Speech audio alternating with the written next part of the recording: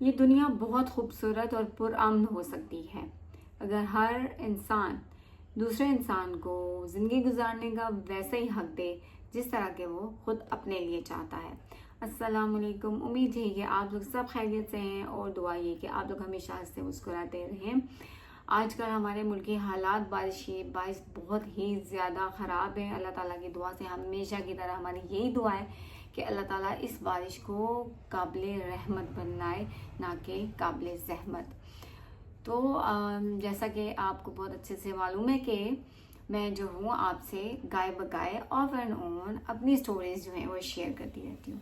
तो काफ़ी टाइम हो गया और अभी मुझे यस्टरडे अपलोड करना था व्लॉग, बट मैं नहीं कर सकी क्योंकि जो है फरदान समटाइम इतने क्रंकी हो जाते हैं, इतने ममस बॉय बन जाते हैं कि मेरे लिए एक सेकंड भी उनकी आंखों से ओझल होना जो है ना महाल हो जाता है और बहुत मुश्किल हो जाता है। वो बहुत तंग करते हैं, इसलिए इतना मुझे टाइम नहीं मिला कि मैं आराम से बैठ के अपनी कुछ ना कुछ अपनी लाइफ की स्टोरी आपके साथ शेयर कर सकूं। सो अभी जो है सारी कमांड जो है उनकी मम्मी ने ले ली है। उन्होंने बोला आप आराम से जाके अपना काम करें, इनको मैं खुद देख लूँगी। तो जैसे कि मैंने आपको अपने पिछले ब्लॉग्स में बताया कि अबू धाबी में ट्रांसफ़र हुई और मैं वहाँ कैसे रही। तो अबू धाबी में मेरी लाइफ जो गुजरी है वो मैं आपसे शेयर करना चाहती हूँ कि वो कैसे गुजरी। जब ऑफिस से मुझे आ गया कॉल कि भाई अब आपने अबू धाबी में आ जाना है ड्यूटी करने के लिए। मेन वाले जो फारूक थे वो गए हुए थे ड्यूटी पे। उनकी जो ड्यूटी थी मॉर्निंग की 6 to 6 होती है और उन्होंने जाहिर सी बात है 7 बजे तक घर पहुंचना था। मैं तो बहुत परेशान होगी, फारूक को कॉल की कि मुझे तो इस तरह ऑफिस से कॉल आ गई है कि भाई आप आके ज्वाइनिंग दें आपकी, तो टुमारो ड्यूटी है। एक स्कूल कोई शरीफा स्कूल था, वहाँ पे मेरी ड्यूटी उन्होंने लगा दी थी। तो मैं तो बहुत परेशान थी और थोड़ी सी तबीयत भी कोई खास अच्छी नहीं थी। फारूक ने मुझे कहा कि आप ऐसा करें, आप उनको बताएं कि आपकी थोड़ी तबीयत ठीक नहीं है तो मैं बाद में आ जाऊँगी। हाय मैंने ट्राई की लेकिन कोई बात बनी नहीं और फिर मैं तो बहुत परेशान थी। फारूक कहते चले ठीक है आप ऐसे करें, आप अपनी कुछ जो थोड़ी मोटी पैकिंग कर सकती हैं आप करें, बाकी मैं आके देख लूँगा। और यकीन करें मैंने कुछ भी नहीं किया, मैं ऐसी टेंशन में बैठी रही। घर फ़ोन किया, उनको बताया, फारूक का दिमाग खाती रही। वो मुझे कहे नहीं नहीं आप परेशान ना हो, सब ठीक हो जाएगा। तो खैर फारूक जो जब 7 बजे आ चुके थे तो फिर आए, उन्होंने मेरा सारा जो सामान है वो पैक किया। सारा सामान मतलब हमें तो यही एक्सपेक्टेशंस थी कि बहुत हुआ वीक के लिए मैं अबू धाबी जा रही हूँ ड्यूटी करने के लिए। और उन्होंने बस कुछ थोड़ा सा ज़रूरी सामान रख दिया और समझाया और बहुत मैं रोई। हालांकि हम 2 टाइम्स ऑलरेडी जा चुके थे अबू धाबी। एक दफ़ा मैं इंटरव्यू देने गई थी और दूसरी दफ़ा मैं गई थी अपने मेडिकल के लिए। और मेडिकल के टाइम मैं रही भी थी, मैंने आपको मेंशन किया था अपनी एक स्टोरी में। लेकिन इस टाइम मुझे ऐसा कुछ खास दुख नहीं हुआ क्योंकि जाना तो आना था। लेकिन अब मुझे लगा कि पता नहीं मुझे मेरी अंदर की कुछ सिक्स सेंस बोल रही थी कि बेटा तू अब तो जा रही है, आना तेरे लिए मुश्किल हो जाएगा। हाय मैं बहुत रोई बहुत रोई बहुत रोई बहुत रोई बहुत रोई। फारूक ने मुझे बहुत समझाया कि नहीं नहीं आप फिक्र ना करें, आप जाएं तो बस आपकी इंशाल्लाह 1 हफ्ते के अंदर अंदर हम लोग आपको वापस बुला लेंगे, आप परेशानी ना लें। खैर 9 साढ़े 9 बजे जो है वो मुझे स्किल फोर्स की गाड़ी ने पिक किया और हम लोग ऑफिस पहुंच गए अबू धाबी। तकरीबन 2 बजे का टाइम था और ऑफिस जाके मुझे यूनिफॉर्म दिया गया। मैंने यूनिफॉर्म चेक किया, फारूक मुसलसल मेरे साथ ऑनलाइन थे कि भाई बच्ची अकेली जा रही है तो परेशान ना हो, अकेली फर्स्ट टाइम मैं इस तरह उसको भेज रहा हूँ। खैर फारूक को सब कुछ मैं साथ साथ जो है अपडेट करती रही।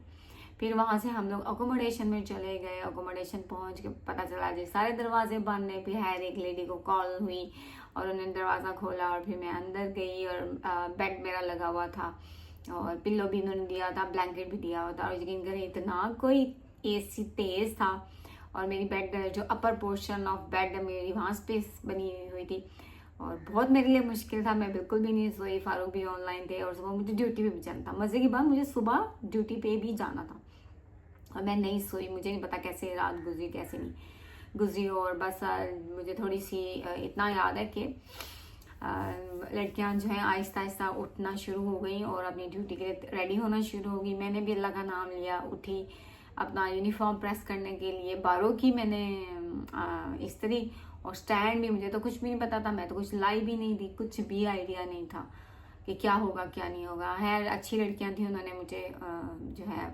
प्रोवाइड कर दी वो तमाम चीज़ें जो मैंने उनसे बोली। हर एक लेडी ने मुझे मैसेज कर दिया था कि आप सुबह मेरे साथ जाएंगी, क्योंकि मुझे तो कुछ भी हाउ नो नहीं था कि कहाँ जाना है, किसके साथ जाना है, वो जगह कौन सी है। तो यार उन्होंने मुझे टाइम बता दिया कि आप आई थिंक 6-7-10 पे हम लोगों ने निकल जाना था। उन्होंने बोला आप 7-10 पे आप जो है रूम से बाहर निकल आइएगा। तो फिर मैं 7 बजे बाहर निकल गई, यूनिफॉर्म मेरा पहन के चली गई और कोई नाश्ता नहीं किया था क्योंकि I have nothing to eat और कोई इंतज़ाम भी नहीं किया हुआ था। है उस लेडी से मैं मिली, बहुत अच्छा लगा उस लेडी से मिल के। ऑन द वे उन्होंने बड़ी गपशप मेरे साथ की और बड़ा रिलैक्स मैं हो गई। और फिर जब वहाँ पर पहुँचे तकरीबन 25 मिनट की वॉक थी, गर्मियों में 25 मिनट की वॉक थी। नर्वस भी मैं बहुत ज़्यादा थी।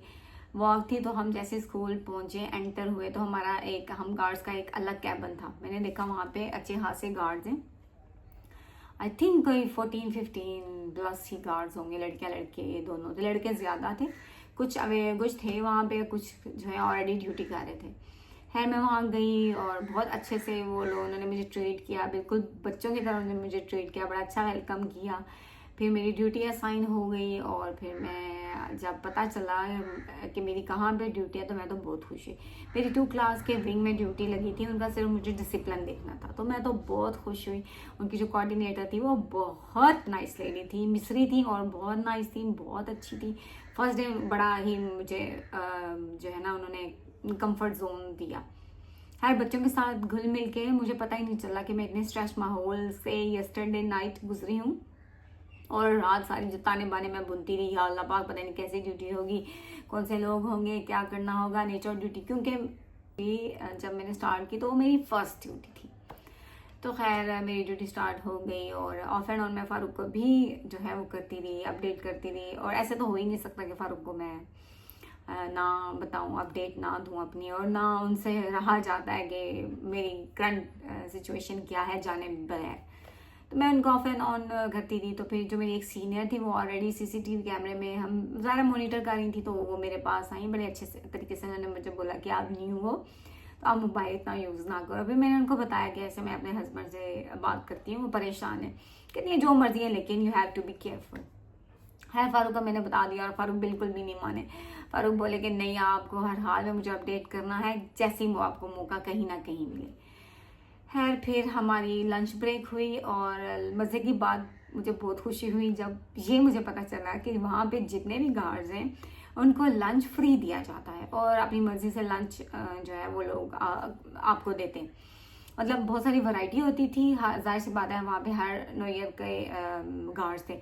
आई मीन फिलिपिनो थे, अब तो मुझे याद भी नहीं रहा, साउथ अफ्रीकन्स थे, मैं थी, आई मीन एशियन, और मुझे भूल गया है। तो हर बंदे की अपनी अपनी पसंद होती है। तो बहुत खुशी हुई ये जान के कि हमें वहाँ पे मुफ्त खाना मिलेगा। है मैंने लिया, फिर फ़ारूक को अपडेट किया। जो हमारी 45 मिनट की ब्रेक होती थी उसमें सब लोग जो हैं उसी कैबिन में जाके ब्रेक करा करते थे, लेकिन मुझे नहीं जाना था। मुझे अपने जो वो बच्चे हैं उन्हीं के साथ रहना था, उन्हीं में ही मुझे खाना था, उन्हीं में मुझे पीना था, उठना बैठना था। क्योंकि मैं बड़ा इंट्रोवर्टेड टाइप सा बंदा हूँ, मुझे किसी से बात करना बिल्कुल भी पसंद नहीं, मुझे अपने शेल में रहना पसंद है, मैं अपनी कंपनी एंजॉय करती हूँ और मेरी पूरी यही कोशिश होती है कि भाई मुझसे कोई बात ना ही करे तो अच्छा है। वो अलग बात है जब कोई बात करे तो मैं अच्छे से उसको रिप्लाई करती हूँ, ऐसी बात नहीं कि मैं एरोगेंट हो जाती हूँ, लेकिन मैं पहले कोशिश करती हूँ कि मेरी तरफ से हेलो हाय ना ही हो तो अच्छा है, लेकिन जब हो तो बहुत अच्छे से हो। तो मैं फिर अपने ही विंग में मैंने ब्रेक की और बस फिर छुट्टी का टाइम बच्चों का हो गया, बच्चे जा चुके थे। 4 बजे जो है फुली जो मेरी ड्यूटी स्कूल की है वो फिनिश हो चुकी थी। उसके बाद मुझे अगेन कैबिन में जाना था क्योंकि हमारी जो ऑफिशियल छुट्टी है वो हमारी होनी थी 6 बजे। तो मेरे पास स्टिल 2 घंटे थे, तो मैंने क्या किया, मैंने हैंड्स फ्री लगाए और फ़ारूक के साथ कॉल पे लग गई, और ताकि कोई मुझसे बात ही ना करे, कोई मुझसे हाल ना पूछे, हवाल ना पूछे, पहले दिन की ड्यूटी ना पूछे। लेकिन फिर भी उन्होंने मुझसे पूछा और मैंने अच्छे से जवाब दिया। फिर है फ़ारूक के साथ मैं लग गई और 6 बजे हमारी गाड़ी आ गई थी हमें पिक करने के लिए। सुबह के टाइम हमें पैदल जाना होता था जो कि 25-30 मिनट की वॉक होती थी। आप खुद इमेजिन कर सकते हैं कि इतनी यूए की गर्मी और यूनिफॉर्म में पैदल वॉक करना। और मज़े की बात, उस टाइम उन सड़कों पे कंस्ट्रक्शन भी हो रही थी। और वापसी पे ये है कि अल्लाह का शुक्र है गाड़ी पिक करती होती थी। हर गाड़ी पिक की और फिर मैं जो है वो अकोमोडेशन में पहुंच गई, फ्रेश हुई, घर वालों को रोज़ात सुनाई, फर्स्ट एक्सपीरियंस सुनाया। ज़ाहिर वो भी एक्साइटेड थे। और उससे वीडियो कॉल पे बात की भी। खाने पीने के लिए कुछ नहीं था। लड़कियां जो हैं आहिस्ता आहिस्ता अपनी ड्यूटी फिनिश करके आना शुरू हो गई और मुझे बहुत अच्छा लगा। वो टाइम मैं अक्सर याद करती होती हूँ, मुझे बहुत अच्छा लगता है। मेरे पास खाने को कुछ नहीं था, एज आई मैंशन बिफोर। तो एक लड़की मेरे लिए अंडे ले आई, ट्रे जिसमें 12 अंडे थे। एक दूध का पैकेट ले आई, एक लड़की ब्रेड ले आई, एक लड़की नूडल्स ले आई और एक लड़की तो खैर खाना पका पकाया जो खाना रेडीमेड था, शायद वो बाहर से ही उन्होंने ऑर्डर किया था, वो ले आई। भाई आप खाएं खाएं। मैं कहाँ खाऊं भाई, नर्वस इतनी थी, मैं इतनी परेशान थी, मैं कैसे खाती। तो ये क्या जो मैंने स्कूल में जो खाया बस उसी पे थी, लेकिन मैं नाश्ता भी नहीं किया था। लेकिन है बड़े अच्छा उन्होंने मेरे साथ बर्ताव किया। हमेशा बात ये मैं बोलती होती हूँ, जो अच्छे लोग होते हैं वो आपसे हमेशा अच्छा ही बर्ताव करते हैं। लेकिन जो बुरे लोग होते हैं, क्योंकि वो खुद बहुत बुरे होते हैं, वो दूसरों के साथ भी बुरा ही करते हैं, क्योंकि उनके पास अच्छाई होती नहीं है दूसरों को देने के लिए। तो वो हमेशा बुरे लोग आपको बुराई ही देंगे। तो अल्लाह का शुक्र है, अल्हम्दुलिल्लाह, अल्लाह की ज़ात का मैं हमेशा ये बात मेंशन कर चुकी हूँ कि बड़ा ही मैं ब्लेस्ड रही हूँ इस मैटर में कि लोगों ने बहुत ही अच्छे से मुझे ट्रीट किया, बहुत ही फ्रेंडली ट्रीट किया, क्योंकि मुझे लोग अच्छे मिले। कुछ अच्छे नहीं भी मिले तो उनके साथ मैंने कंसर्न नहीं रखा, उनको इग्नोर किया, उनको मैंने लेट इट गो किया और कोई बॉदर नहीं किया। फिर ऐसे मेरी ड्यूटी का सिलसिला जारी रहा और ऐसे ही लगा कि बस जी अब मेरी ट्रांसफ़र हो जाएगी, अब हो जाएगी। लेकिन अनफॉर्चुनेटली काफ़ी डिलेज होती रही। फिर मेरा NSI आ गया, फिर मुझे NSI के लिए एग्ज़ाम देना था। मैंने ऑनलाइन क्लासेस सारी अटैम्प्ट की और उसके बाद एग्ज़ाम हुआ। और जिस दिन एग्ज़ाम था उस दिन मुझे ऑर्डर दिया गया कि भाई आप अपना लगेज भी ले आएँ, आपको ऑनलाइन ट्रांसफ़र कर दिया जाएगा। अनफॉर्चुनेटली मैंने जैसे अपेयर हुई टेस्ट में, और मज़े की बात उसमें मैं, क्योंकि ऑलरेडी मैंने आपको बताया कि मैंने बोश जो है वो ऑलरेडी मुझे फारूक ने एडमिशन ले दिया था और मैंने क्लासेस अटैम्प्ट की, मैंने एग्ज़ाम भी दिया। तो मेरा एक एग्ज़ाम जो है वो क्लियर हो गया था थ्योरी वाला, मेरा सिर्फ प्रैक्टिकल रह गया था। तो मैं वो सारे मज़े की बात, वो सारे क्वेश्चन मेरे निबोश वाले आए, तो it was very easy for me to attempt all those questions. लेकिन अनफॉर्चुनेटली जब मेरा रिजल्ट आया तो आई वाज फेल। मैं खुद हैरान थी, फारूक भी हैरान थे। फारूक कहते आप तो कहती थी बहुत आसान पेपर था। मैंने खुद बोला कि यार बहुत आसान पेपर था, लेकिन मैं नहीं जानती कि मैं क्यों फेल हो गई। सेकंड अटेम्प्ट मैंने दोबारा से दिया और मज़े की बात सेकंड अटेम्प्ट में भी वही क्वेश्चन आए और मैंने वही ऑप्शन किए। जाहिर सी बात है, जब मुझे राइट ऑप्शन पहले भी पता था और राइट ऑप्शन अब भी मुझे पता है, तो मैंने वहीं पे क्लिक करना था। मैंने दोबारा से एग्ज़ाम दिया और पास हो गई। और फिर मुझे इंकशाफ हुआ कि मेरी ट्रांसफ़र नहीं हो रही। अपना सारा सामान बोरिया बिस्तर समेट के मैं चली अकोमोडेशन में और दोबारा से मेरी ड्यूटी स्टार्ट होगी। उसके बाद जी पहले तो हो गया मेरा कैंसिल होगी मेरी जो है ट्रांसफ़र। उसके बाद जी अब दोबारा से कोशिशें जारी रखी गई ट्रांसफ़र करने की। फिर पता चला जी कि वैक्सीनेशन नहीं हुई। फिर जी वैक्सीनेशन के लिए मैंने बड़ी दौड़ें लगाई। सैटरडे संडे मेरा ऑफ होता, तो मैं जब ऑफ होता तो वैक्सीनेशन के सिलसिले में मैं जाती रही। एक वैक्सीनेशन मेरी हो चुकी थी और एक और होनी थी मेरी वैक्सीनेशन। सैटरडे संडे मेरा ऑफ होता था, बट स्कूल का ऑफ होता तो जाहिर सी बात है हमारा भी ऑफ होता था। लेकिन हमें एज अ रिलीवर बना के कहीं ना कहीं भेज दिया जाता। जैसे मैं होटल में मैंने ड्यूटी की, मैंने हॉस्पिटल में की, मैंने अकोमोडेशन में की और बहुत मज़े की ड्यूटियाँ हुई। और एक दो नाइट ड्यूटी थी मेरी, थोड़ी स्ट्रेस्ड ड्यूटी थी, स्ट्रेस्ड इन मायनों में क्योंकि वहाँ जागना था। मतलब मेरे लिए था, लोग सो भी जाते होंगे बट मुझे जागना था। जाहिर सी बात है, मैं न्यू थी, मैं ऐसा कोई भी इम्प्रेशन नहीं देना चाहती थी अपनी रैपो में जिससे पता चले कि I was not loyal to my work. और शुरू से हम हार्ड वर्क कर रहे हैं तो हमेशा कोशिश रही है कि मेहनत से ही काम करें। नाइट ड्यूटी काफ़ी मुश्किल थी, बहुत मुश्किल थी, और बस वो एक मुश्किल थी मेरी ड्यूटी। बाकी आसान थी, नेचर ऑफ ड्यूटी मुश्किल नहीं थी, सिर्फ जागना उसमें जो है नाइट ड्यूटी में जागना सबसे एक बड़ा एक महाज वाला काम होता है, एक चैलेंजिंग काम होता है। तो वो ड्यूटी थी, मज़ा आया, एंजॉय किया सबके साथ। हर तरह के गार्ड्स हैं, उनके साथ रब्ता हुआ, उनके साथ गपशप हुई, हर तरह के जो नेचर के लोग हैं वो मुझे मिले और मैंने बहुत कुछ सीखा, क्योंकि मैं टोटली एक शेल्टर और शेल में रहने वाला बंदा थी। पाकिस्तान में थी तो भी फैमिली ने ऐसे ही प्रोटेक्ट किया, और जब अपने पिया देश गई तो फिर मेरे पिया साहब ने भी बिल्कुल बच्चों की तरह ट्रीट किया। तो फिर जब मैं अबू धाबी गई तो मेरे सामने तो अजीब व गरीब सी चीज़ें आया हुई, लेकिन अल्हम्दुलिल्लाह अल्लाह का शुक्र है कि फुल सपोर्ट रही इन सब लोगों की, तो मैंने अच्छे से काम किया।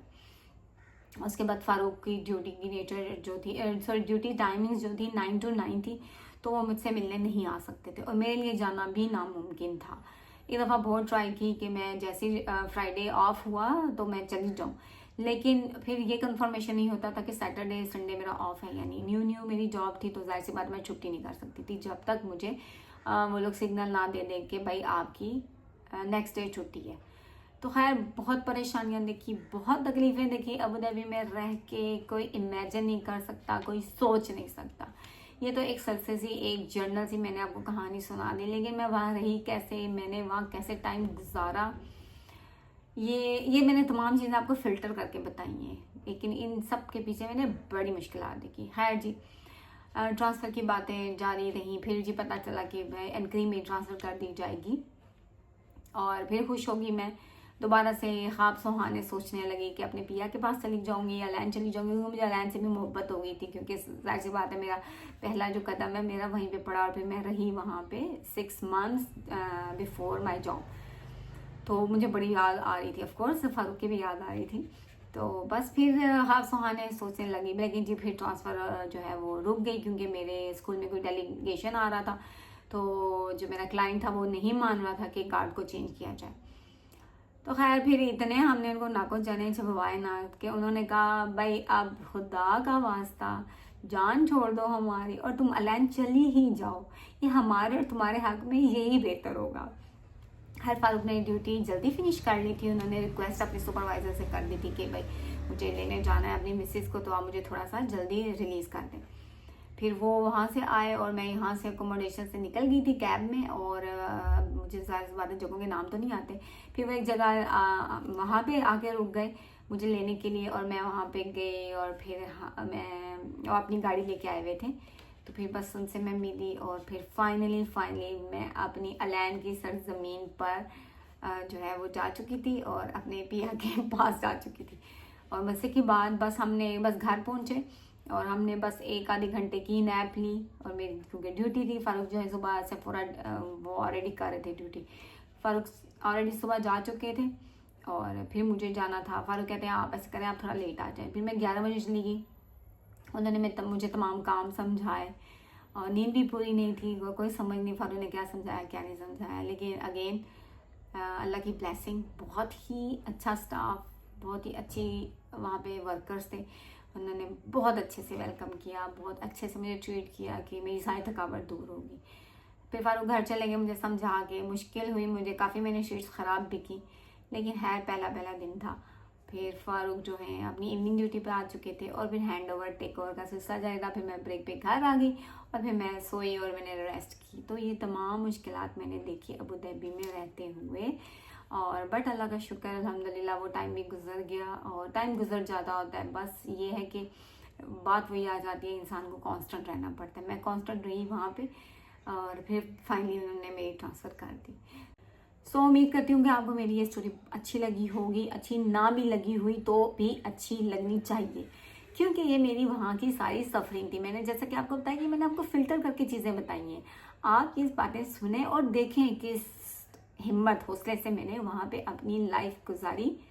2 months I think, I am not sure, कच्चा पक्का है, लेकिन आई थिंक 2 months तो लाजिम मैंने गुजारे। लेकिन ये कहने की बात है, बहुत मुश्किल हालातों में मैंने वहाँ पे सर्वाइव किया और फिर सही सलामत मैं अलैन में आके अगेन से ड्यूटी स्टार्ट कर दी। बात हिम्मत की होती है, हिम्मत नहीं हारनी चाहिए, इंसान को लगे रहना चाहिए। फ़ारूक की बात हमेशा मुझे याद रहती है, एंड पे हमेशा मैं बोलती हूँ आपको कांस्टेंट रहना होता है, ज़िंदगी में कांस्टेंट रहना होता है। आपको अगर कुछ बनना है तो आपको बस कांस्टेंट रहना है। सो इंशाल्लाह मिलते हैं नेक्स्ट व्लॉग में। Until then take care and अल्लाह हाफिज़।